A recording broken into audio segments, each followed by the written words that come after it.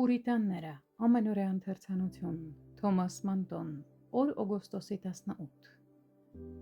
Քանզի նրա ստեղծագործությունն ենք Քրիստոս Հիսուսով հաստատված բարի գործերի համար, որոնք Աստված նախապես պատրաստեց մեզ համար, որպեսզի դրանցով ընթանանք։ Եփեսացիս 2:10 խոսք։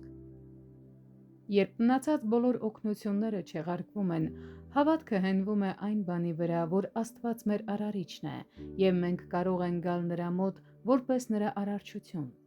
Ավելի լավ է այդպես գալ Աստծո մոտ, քան հեռու մնալ նրանից։ Եվ երբ սկզբից չենք կարողանում գալ նրա մոտ որպես իր ընտանիքի զավակներ, կարող ենք գալ նրա մոտ որպես նրա ձեռքով ստեղծած արարածներ։ Եկեղեցին ասում է. «Եվ սակայն ով Տեր, դու ես մեր հայրը, մենք կավն ենք, դու մեր բրուտը, մենք բոլորս քո ձեռքի գործն ենք»։ Եսայի 64:8 խոսք։ Նրանք այդ կապի հիման վրա խնդրում են Աստծո բարեհաճությունն ու ողորմությունը, քանի որ նա նրանց բրուտն է, իսկ նրանք նրա կավը։ Դավիթն ասում է. «Քո ձեռքերն արարեցին ինձ և հաստատեցին ինձ, իմաստուն դարձրու ինձ, որ սովորեմ քո պատվիրանները»։ Սաղմոս 119:73 խոսք։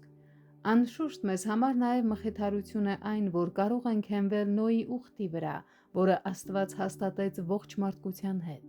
Երբ չենք կարողանում հուսալ Աբրահամի ուխտի վրա, որը հաստատվեց հավատարիմ ընտանիքի հետ, ապա Սուրբ Գիրքը մեզ մխիթարում է Նոյի ուխտով. «Հավիտենական ողորմությամբ պիտի գթամ քեզ, ասում է քո Փրկիչը, Տերը, որովհետև սա Նոյի օրերի նման է ինձ համար»։ Եսայի 54:8-9 խոսքեր։